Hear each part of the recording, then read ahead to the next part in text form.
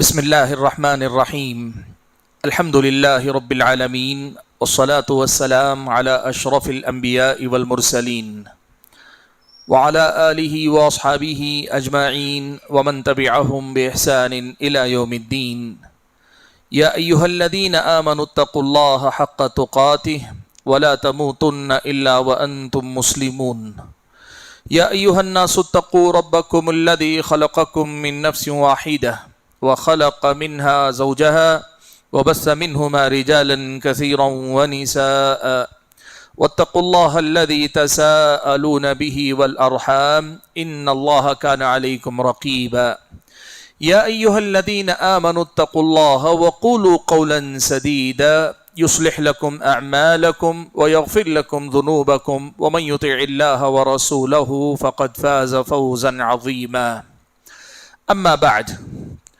محترم حضرات اور پردہ نشین خواتین اسلام، نماز تراویح کے بعد روزانہ ہم اور آپ شبہات سے متعلق بہت ساری باتیں پڑھتے سنتے آ رہے ہیں۔ آج جو بات ہم اور آپ سنیں گے وہ بات یہ ہے کہ شبہات جو انسانوں کے اندر پیدا ہوتے ہیں اس کے اسباب تفصیل سے آج بیان کرنا شروع کریں گے۔ آج سب سے پہلا سبب ذکر کرنے جا رہا ہوں کہ شبہات جو لوگوں کے اندر پیدا ہوتے ہیں یا کوئی اور پیدا کرتا ہے تو وہ شبہات آسانی سے جگہ بنا لیتے ہیں، قبول کر لیے جاتے ہیں۔ اس کی بنیادی وجہ ہوتی ہے جہالت اور لا علمی۔ کسی بھی چیز کے بارے میں آپ کے اندر معلومات نہ ہو، آپ کے پاس معلومات نہ ہو، جانکاری نہ ہو، اس کے بارے میں آپ پوری جانکاری کے بغیر رائے قائم کرنے جائیں گے تو اکثر آپ سے غلطی ہوتی ہے۔ یاد رکھیں ہمیشہ یہ بات، کسی بھی انسان کے بارے میں رائے قائم کرنا ہو یا کوئی بھی دین کا مسئلہ ہے اسے سمجھنا ہو یا پھر کسی مسئلے میں آپ کسی کو مشورہ دینا چاہتے ہو یا پھر کسی واقعے کے بارے میں آپ جانکاری، آپ کے پاس جب تک معلومات پوری نہیں ہوگی نا، آپ کے پاس مکمل جانکاری نہیں ہوگی تو آپ سے غلطی ہونے کا پورا امکان رہتا ہے۔ اسی لیے یہ جو شبہات کہتے ہیں، آپ نے سنا، کئی بار میں نے آپ کے سامنے رکھا، شبہات کا مطلب ہی یہ ہوتا ہے کہ حق اور باطل ایسے جو ہے آپس میں ہو جائیں، کوئی چیز ایسے مقام پہ آ جائے کہ ایک طرف سے آپ دیکھ رہے ہیں حق ہے اور دوسری طرف سے آپ دیکھ رہے ہیں وہ باطل نظر آتی ہے، یا آپ کو حق بات قبول کرنے یا حق بات کو پہچاننے کی راہ میں کوئی چیز رکاوٹ بن جاتی ہے۔ اس کے پیچھے اصل وجہ ہوتی ہے کہ آدمی کے پاس حق کی معرفت نہیں، حق کے بارے میں جانکاری نہیں، حق کے بارے میں آدمی کے پاس واقفیت نہیں، وہ آدمی ناواقف ہے، جاہل ہے، بے خبر ہے، حقیقت سے واقف نہیں ہے۔ یہ جہالت اور لا علمی سب سے بڑی وجہ ہوتی ہے شبہات کے جگہ بنا لینے کی۔ اب آپ دیکھیں، آدمی خود آدمی اگر علم نہ حاصل کرے تو وہ شبہات کو آسانی سے قبول کرتا ہے، اور دوسرا آدمی آپ کی لا علمی کا فائدہ اٹھا کر آپ کے اندر شبہات آسانی کے ساتھ پیدا کر سکتا ہے۔ آپ کے اندر خود بھی ہو سکتی ہے غلطی، آپ سے بھی ہو سکتی ہے، جانکاری آپ نے حاصل نہیں کی، آپ کے دل میں شکوک و شبہات بیٹھے ہوئے ہیں۔ وہی کوئی اور آدمی آپ کی لا علمی اور جہالت کا فائدہ اٹھا کر وہ غلط فہمیاں، شبہات آپ کے اندر بٹھا سکتا ہے۔ شبہات کے پیچھے سب سے بڑی اور بنیادی وجہ جو ہوتی ہے وہ آدمی کی جہالت اور لا علمی ہوا کرتی ہے۔ میں آپ کے سامنے تھوڑی سی وضاحت سب سے پہلے یہ جہالت اور علم کے تعارف سے کر دوں گا، پھر اس کے بعد کچھ مثالوں کے ذریعے اس حقیقت کو بیان کروں گا۔ دیکھیے، علم کہتے ہیں ادراک الشیء علی ما هو علیہ ادراکا جازما۔ اہل علم یوں کہتے ہیں کہ علم کا مطلب ہوتا ہے کسی چیز کو ویسے ہی جان لینا جیسی وہ ہے، پورے یقین کے ساتھ۔ یعنی کوئی بھی چیز جیسی ہے ویسی ہی آپ کے پاس جانکاری ہے پورے یقین کے ساتھ، تو اس کو کہتے ہیں علم ہے۔ اب آپ کے بارے میں، اللہ تعالیٰ کے بارے میں علم آپ کا جیسا اللہ تعالیٰ ہے، جیسے اللہ تعالیٰ نے اپنے بارے میں بتایا ہے، آپ نے اس کی جانکاری حاصل کر لی تو پھر آپ کے اندر اس پر یقین پیدا ہو جاتا ہے، یہ ہوتا ہے علم۔ آپ مثال کے طور پر پیارے نبی صلی اللہ علیہ وسلم کی شخصیت اور سیرت کے بارے میں جانکاری رکھتے ہیں تو آپ صلی اللہ علیہ وسلم کے اخلاق اور کردار کے بارے میں آپ کے پاس جانکاری ہے اور یقین کے ساتھ آپ کہتے ہیں اللہ کے نبی ایسے ہی تھے، یہ علم ہے۔ اب آپ دیکھیں، اگر آدمی کے پاس یہ علم نہ ہو، کسی کے بارے میں ایسی جانکاری نہ ہو جو اس کے اندر یہ یقین پیدا کرے کہ میں جو اس کے بارے میں جانتا ہوں یہ صحیح ہے، تو پھر ایسی صورت میں اس کے برخلاف کوئی بھی بات بتائی جاتی ہے آدمی فوراً قبول کر لیتا ہے، وہ شبہ بن کر حقیقت تک پہنچنے کی راہ میں رکاوٹ بن جاتا ہے۔ جیسے اللہ کے بارے میں اگر آپ کو یہ معلوم ہو کہ اللہ تبارک و تعالی احد ہے، صمد ہے، لم یلد ہے ولم یولد ہے، یعنی اکیلا ہے، بے نیاز ہے، وہ نہ تو کسی کا باپ ہے، نہ اس سے کوئی، نہ وہ کسی سے پیدا، نہ کسی کا بیٹا ہے، یہ آپ اگر اللہ کے بارے میں یقینی طور پہ جانتے ہیں تو پھر آپ کے پاس کوئی آ کر بتائے کہ حضرت عیسیٰ خدا کے بیٹے تھے، آپ قبول نہیں کریں گے، اس لیے کہ آپ کے پاس یقین ہے۔ لیکن اگر آپ اس حقیقت کو نہیں جانتے تو کوئی عیسائی آ کر اگر بولے کہ اللہ تعالیٰ نے اپنی روح سے حضرت عیسیٰ کو پیدا کیا، اس لیے حضرت عیسیٰ اللہ کے بیٹے ہیں، اسی لیے دیکھو ہر انسان کا باپ ہوتا ہے، حضرت عیسیٰ کے باپ نہیں ہیں، ایک آدمی نے آ کر یہ کہا، آپ کے دل میں یہ شبہ بیٹھ جاتا ہے۔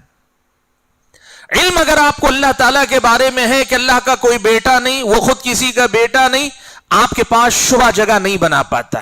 لیکن آپ کے اندر یہ علم اگر نہیں ہے، کوئی عیسائی آ کر کہے دیکھو ہر ایک انسان کا بیٹا باپ ہے، کوئی بغیر باپ کے پیدا نہیں ہوتا، حضرت عیسیٰ کا باپ کون تھا؟ وہ کہتا ہے اسی لیے ہم مانتے ہیں کہ حضرت عیسیٰ اللہ کے بیٹے تھے۔ تو کئی بار آدمی کے پاس جانکاری نہ ہو تو یہ جہالت ہی اس کی شبہات میں مبتلا ہونے کی وجہ بن جاتی ہے۔ آج آپ یہ بات دیکھیں کہ یہ جو ہمارے پاس قبر پرست حضرات، جن لوگوں کا جو ہے قبروں سے فیض حاصل کرنے، بزرگوں سے اپنی مرادیں مانگنے، منتیں مانگنے وغیرہ کا جو سلسلہ، ان میں کی اکثریت کی گمراہی کے پیچھے وجہ ان کی جہالت ہے۔ وہ گمراہ کیوں ہیں؟ اس لیے گمراہ ہیں کہ انہوں نے جو ہے کبھی اللہ تعالیٰ کے بارے میں قرآن اور سنت میں کیا باتیں بتائی گئیں اس کا علم انہوں نے کبھی حاصل نہیں کیا۔ اس کے بجائے وہ جو مقررین ہیں، واعظین ہیں، ان کے اپنے پیر ہیں، فقیر ہیں، وہ کرامتوں کے نام پہ، اس کے نام پہ بزرگوں کے مقام بڑھاتے بڑھاتے ان کے سامنے ایسا تعارف کروا دی کہ اب وہ ایسے شبہات میں گرفتار ہیں کہ ان سے آزاد ہو کر اللہ تعالیٰ کے بارے میں حقیقی اور صحیح جانکاری تک نہیں پہنچ پاتے ہیں۔ تو جہالت سب سے بڑی وجہ ہوتی ہے شبہات کے پنپنے کی، شبہات کے جگہ بنانے کی سب سے بڑی وجہ ہوتی ہے جہالت۔ اور اسی لیے آج ایک بات آپ کو بتاتا ہوں، اسے ہمیشہ یاد رکھنا، سچی جو دعوت ہوتی ہے نا، سچا جو صحیح پیغام ہوتا ہے نا، وہ یا تو قوم کے سارے طبقے کو مخاطب کرتا ہے یا پھر جو علماء ہیں، جو طلباء ہیں، ان سے بات کرتے ہیں، اس لیے کہ سچائی کا اتنا یقین ہے کہ وہ ایسے لوگوں کے سامنے کھلے عام بات کرتی ہے۔ لیکن جتنی غلط دعوتیں، گمراہیاں ہوتی نا، وہ یہی کام کرتے ہیں کہ ایسے لوگ جن کے اندر دین کا جذبہ ہو لیکن علم سے خالی ہو، دین کا جذبہ ہونا، دینداری کا جذبہ ہونا چاہیے لیکن دینی علم ان کے اندر نہیں ہونا چاہیے، ایسے لوگوں کو ٹارگٹ کر کے ایسے لوگوں پر محنت کرتے ہیں۔ اور آپ اس ملک کے اندر جتنے اس قسم کے فرقے پیدا ہوئے نا، منکرین حدیث کی بات کریں، جماعت المسلمین کی بات کریں، قادیانیت کی بات کریں، ابھی شکیل بن حنیف کا ایک فتنہ چلتا ہے، آپ یہ بات نوٹ کر کے دیکھو، یہ سارے لوگ کیسے لوگوں کے پاس جاتے ہیں معلوم؟ کبھی ڈائریکٹ آ کر، اگر حق حقیقت ہے تو عالم سے بات کرو، سیدھے آ کر پوچھو اس سے کہ قرآن کی یہ آیت ہے، کیوں نہیں بتاتے؟ پڑھو، پوچھو اس سے۔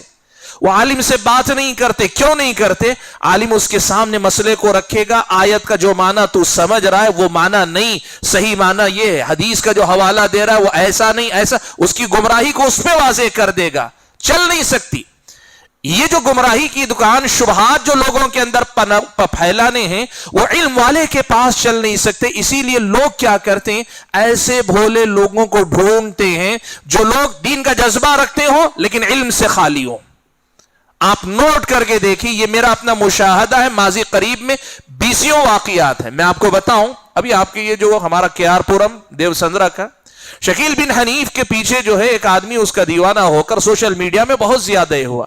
مجھے پتا نہیں تھا وہ یہاں کا کرناٹک کا نام آ رہا ہے. میں نے اس کے بعد چند دن کے بعد ایک صاحب نے کہا کہ میرا ایک دوست ہے وہ ذرا بھٹک گیا، میں اس کو آپ کے پاس لے کر آ جاؤں. میں کہا بالکل آئیے بات کریں گے. جب وہ آیا تو دیکھا جو سوشل میڈیا پہ وائرل ہے وہی نوجوان ہے. میں نے اسے بٹھا کر بات کی، سمجھایا اسے. آپ یقین کریں بنیادی وجہ یہی تھی کہ آدمی جو ہے بس کاروباری آدمی ہے، نہ اسکول کی تعلیم اس کی 10 تک مکمل ہوئی ہے، دین کے نام پہ تو اور کچھ نہیں پڑا ہے.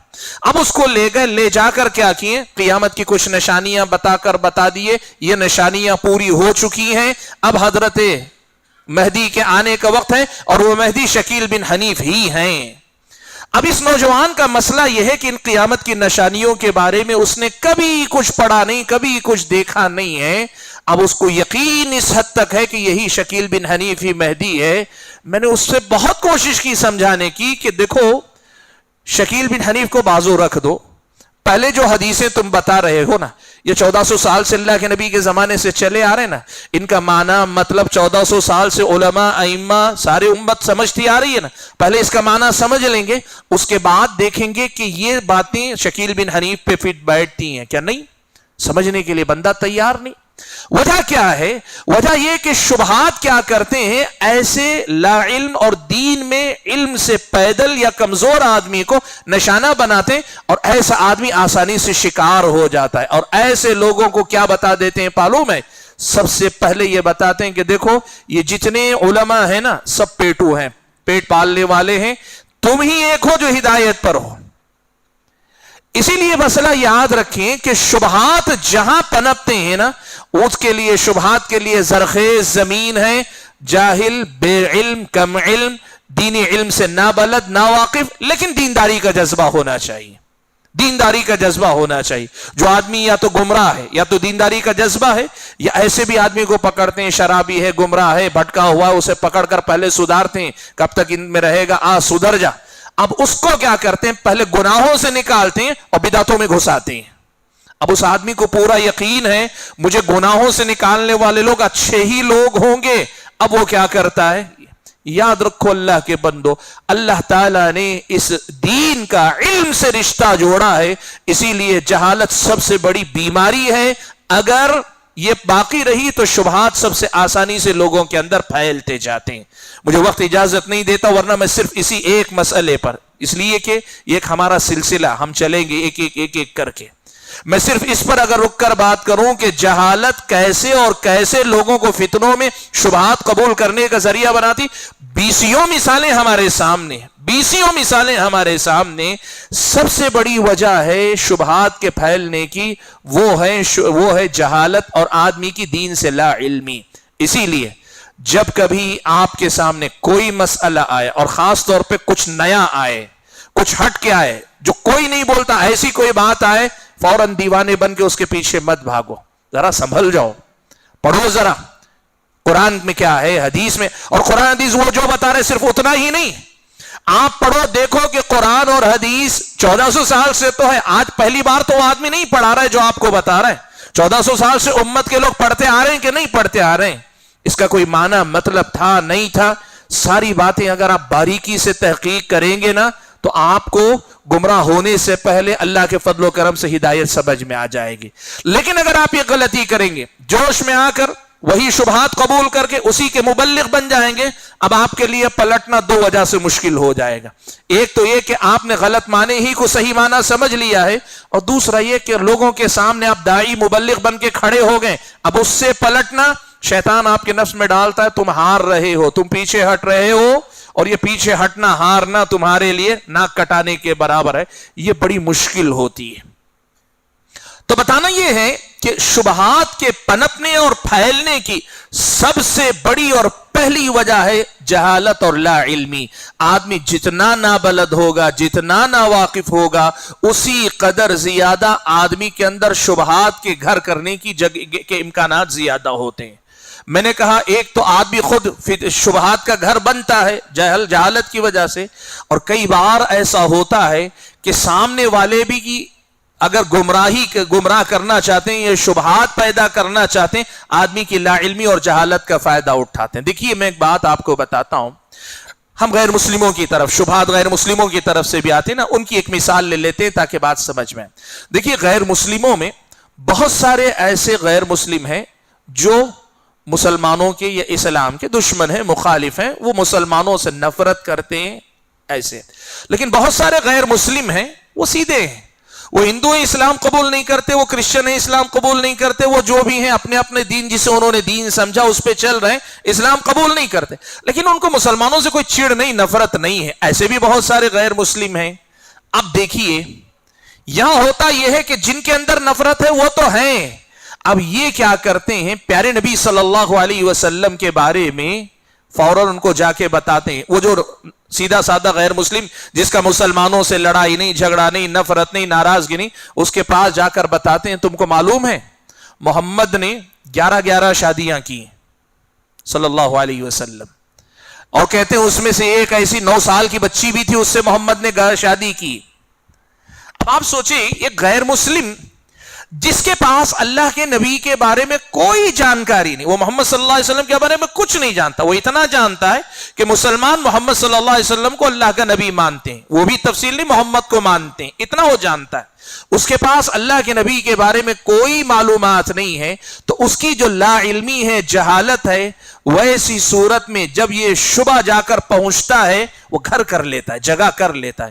کتنے ایسے غیر مسلم آپ کو ملیں گے وہ مسلمانوں سے نفرت نہیں کرتے، وہ مسلمانوں سے کسی قسم کی دشمنی نہیں رکھتے، لیکن مسلمانوں کے بارے میں بہت سارے ان کے پاس سوالات ہیں، شبہات ہیں، وہ جگہ بنائے ہوئے۔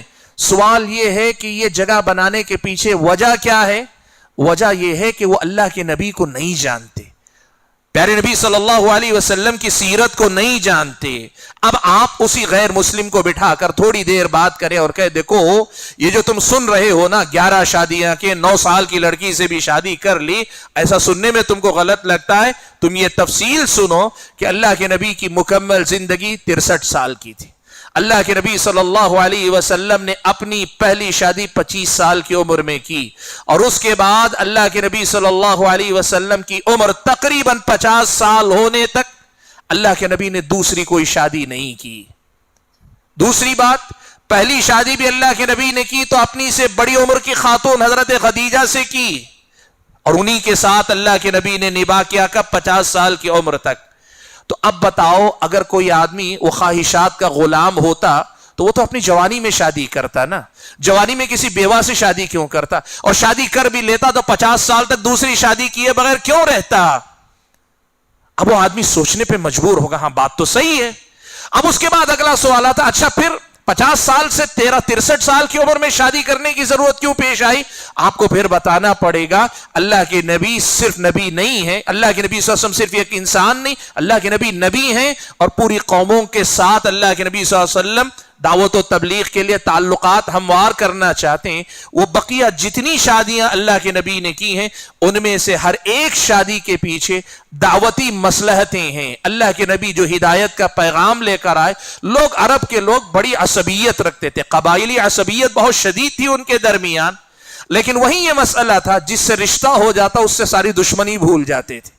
تو اللہ کے نبی نے کئی قبائل کی وہ دشمنی جو حق کی قبولیت کی راہ میں رکاوٹ بن رہی تھی، ان کے خاندان قبیلے سے لڑکیوں سے بیاہ کر کے شادی کر کے اللہ کے نبی نے وہ دشمنیاں ختم کی۔ معلوم یہ ہوا یہ شادیاں بھی اللہ کے نبی نے اپنے لیے نہیں کی، امت کے لیے اللہ کے نبی نے کی۔ اب آپ دیکھو اس آدمی کے سوچنے کا انداز اللہ کے نبی کے بارے میں کیسے بدل جائے گا۔ میں عائشہ صدیقہ رضی اللہ تعالیٰ عنہ کے بارے میں جب یہ کہ 9 سال کی لڑکی سے شادی کی، کہو آج اگر ہمارے ملک میں شادی کرے تو آپ کو برا لگے گا، لیکن آپ اگر دیکھو عربوں کے اندر مسئلہ سال کا نہیں ہوتا، مسئلہ اس کا ہوتا ہے کہ لڑکی بالغ ہوئی تھی کہ نہیں ہوئی تھی، بڑی ہوئی تھی کہ نہیں ہوئی تھی۔ آپ کو معلوم ہے تاریخ میں ایسی مثالیں ہیں، بعض لوگوں نے لکھا ہے میں نے 20 سال کی نانی دیکھی ہے، عمر 20 سال لیکن نانی بن چکی ہے وہ۔ تاریخ میں ایسی بہت مثالیں، خود ہمارے اپنے ملک کے اندر راجہ مہاراجہ ہوں یا پھر یہ کہ لوگ جن کو خدا مانتے ہیں ان کی زندگیوں میں ایسی مثالیں ملتی ہیں۔ پرانے دور میں یہ سب کچھ تھا، ایسا جو ہے نہیں تھا. آج جیسے مان لیا گیا کہ 18 سال عمر ہے, 18 سال سے اگر ہو تو مائنر ہو, آج کے قانون کو لے جا کے تم وہاں لاگو کرو گے. سوال یہ نہیں ہونا چاہیے کہ عمر کیا تھی, سوال یہ ہونا چاہیے کہ اللہ کے نبی شادی کے, وہ حضرت عائشہ اللہ کے نبی سے شادی کے لائق تھی کہ نہیں تھی. اور سب سے بڑی بات یہ بتاؤ, اللہ کے نبی کا حضرت عائشہ سے شادی کرنا غلط ہوتا تو اس زمانے کے مشرکین اس موقع کو ہاتھ سے جانے دیتے؟ اللہ کے نبی کے بارے میں کیا کچھ نہیں کہتے, ایک مثال نہیں ملے گی کہ کسی مشرک نے اعتراض کیا. تو میں یہ بولنا چاہ رہا ہوں آپ کو کہ آپ یہ دیکھیں کہ ایک آدمی اگر اس کے پاس معلومات اگر رہتی ہیں, شبہات جگہ نہیں بنا پاتے. یہ جو آدمی جانتا ہے اس کے سامنے آ کر بولے تو وہ کیا کرے گا, بیکار کی باتیں مت کر, مجھے پتا ہے ان شادیوں سے تو پتا چلتا ہے وہ امت کے خیر خواہ تھے. لیکن وہی جہالت اگر رہے گی تو کیا ہوگا, جو بھی شبہ پھیلایا جائے گا وہ شبہ گھر کر لے گا, وہ شبہ جگہ بنا لے گا.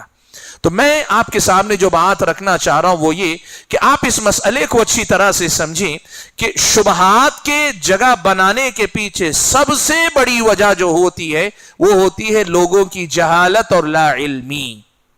ایک اور مثال آپ کے سامنے دے دوں تاکہ بات واضح ہو. میرے ساتھ ایک واقعہ پیش آیا, وہ واقعہ آپ کے سامنے رکھتا ہوں, دیکھیے کیسے ہوا. ایک مرتبہ ٹرین میں ایک آدمی نے, وہ لا پڑھ رہا تھا, لا پڑھ رہا ہے, غیر مسلم ہے, براہمن ہے, محمد اللہ اس کا اسپیشلائزیشن, یعنی وہ مسلمانوں کا شرعی قانون جو ہے اس کو وہ اسپیشلائزیشن. وہ کہنے لگا میں نے ساری چیزیں پڑھی, بہت اچھی لگی, لیکن یہ طلاق کا مسئلہ آپ لوگوں کے پاس بہت غلط ہے. ایسا کیسا جو ہے طلاق ہو جاتی ہے, ایک آدمی اٹھ کے کہہ دے طلاق تو طلاق ہو جاتی ہے. میں نے اس کو بٹھا کے کہا, زیادہ وقت نہیں لوں گا, آپ کو مختصر کر کے بتا دیتا ہوں. میں نے کہا دیکھو تم کو اصل میں طلاق کے بارے میں غلط بات بٹھائی گئی, تم کو معلوم نہیں, تم ابھی لا پڑھنے کی طرف آئے, لیکن جانکاری سے پہلے ہی تمہیں غلط بات ذہن میں بٹھا دی گئی ہے کہ مسلمانوں کے پاس جو طلاق کا قانون ہے وہ غلط ہے. میں نے اس کے بعد اس سے پوچھا ایک بات بتاؤ, دو سگے بھائی ایک ساتھ پنپتے دو لوگوں کے خیالات ملتے ہیں کیا؟ کہا ضروری نہیں, ایک ساتھ بڑے ہو کر بھی خیالات نہیں ملتے. میں نے کہا اچھا یہ بتاؤ, ایک لڑکا ایک ماحول میں بڑا ہوتا ہے, ایک لڑکی ایک گھر میں بڑی ہوتی, دونوں ساتھ میں آتے ہیں, کئی بار دونوں کے خیالات مل جاتے ہیں, کئی بار نہیں مل پاتے, مزاج نہیں ملتا, خیالات نہیں ملتے, کچھ فرق آ جاتا. اب کبھی کبھار کیا ہوتا ہے, یہ مزاج کی ناہمواری کی وجہ سے جھگڑے کی نوبت آ جاتی ہے, اور جھگڑا بھی سلجھتا نہیں, دونوں میں نہیں سلجھتا, دو خاندان مل کر کوشش کرتے نہیں سلجھتا, معاملہ بگڑتے بگڑتے اتنا ہو جاتا ہے یہ اس کی صورت دیکھنے تیار نہیں, یہ اس کی صورت دیکھنے تیار نہیں. ایسا رشتہ اگر چلے گا, اب اس آدمی کی زندگی بھی عذاب, اس عورت کی زندگی بھی عذاب, اس کا گھرانہ بھی ڈسٹرب, اس کا گھرانہ بھی ڈسٹرب. اب اللہ کرے اولاد اگر ہے تو ان کے زیر سایہ پروان چڑھنے والے جو بچے ہوں گے ان کی ذہنی حالت کیا ہوگی, ان کی تربیت کیا ہوگی, کتنا سارا فساد جنم لیتا ہے. اب یہ بتاؤ کہ ایسی کوئی سچویشن پیدا ہو جائے تو باعزت طریقے سے ان دونوں کو الگ کر دینا بہتر ہے یا پھر لڑتے جھگڑتے رہنے کے لیے چھوڑ دینا ہے؟ کہا نہیں بالکل ہونا چاہیے. میں نے کہا طلاق کا قانون ایسا ہی ایک قانون ہے کہ جب میاں بیوی میں نباہ کی کوئی صورت باقی نہ رہے, ایسی صورت میں دونوں کو باعزت طریقے سے الگ کرنے کا ایک قانون ہے جسے طلاق کہا جاتا ہے. باقی جو تمہیں بتایا جاتا ہے وہ طلاق کو نہ سمجھ کر کچھ عام مسلمانوں کی غلطی, غصے میں آیا تو اسے طلاق کہہ دی, اس کی غلطی ہے. آدمی کی غلطی کی بنیاد پر تم قانون کو تو غلط نہیں ٹھہرا سکتے نا.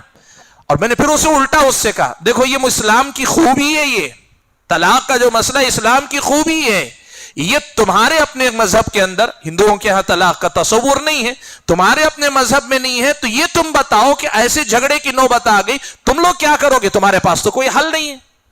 میں نے جب اس کے سامنے یہ ساری تفصیل رکھی نا, وہی جو مجلس کے شروع میں اعتراض کر رہا تھا, مجلس کے اختتام سے پہلے اس نے کہا کہ آپ کی بات سے مجھے سمجھ میں کہ واقعی ایک بہت بڑی خوبی ہے اسلام کی. آپ دیکھیں کہ لا علمی اور جہالت کی وجہ سے اسلامی تعلیمات کے بارے میں بھی لوگوں کے اندر شبہات پیدا ہوتے ہیں اور لوگ ان کو مانتے ہیں. کیوں؟ وہ نہیں جانتے. مختصر کر کے بات یہ کہنا چاہتا ہوں کہ شبہات کے پھیلنے کے پیچھے بنیادی وجہ ہوتی ہے جہالت, بنیادی وجہ ہوتی ہے جہالت, اور سب سے پہلا سبب ہے شبہات کے پھیلنے کا وہ ہے لوگوں کی جہالت اور لا علمی. آج کے درس میں زیادہ اور مثالیں نہ دے کر، بات کو زیادہ آگے نہ لے جا کر میں یہیں روک لیتا ہوں۔ ہم نے شبہات پیدا ہونے یا شبہات کے پھیلنے یا شبہات کے قبول کر لیے جانے کے پیچھے جو اسباب ہیں، ان میں سے پہلے سبب کو آج جانا۔ اگلے دروس میں ہم گفتگو آج جہاں روک رہے ہیں وہیں سے آگے بڑھانے کی کوشش کرتے ہیں۔ اللہ سے دعا کیجئے کہ اللہ تعالیٰ مجھے اور آپ سبھی حضرات اور خواتین کو جو کچھ ہم کہتے اور سنتے ہیں، اللہ تعالیٰ ان کو سمجھنے اور ان کی روشنی میں اپنے دین کی حفاظت کرنے کی توفیق عطا فرمائے۔ آمین۔ وآخر دعوانا ان الحمد للہ رب العالمین۔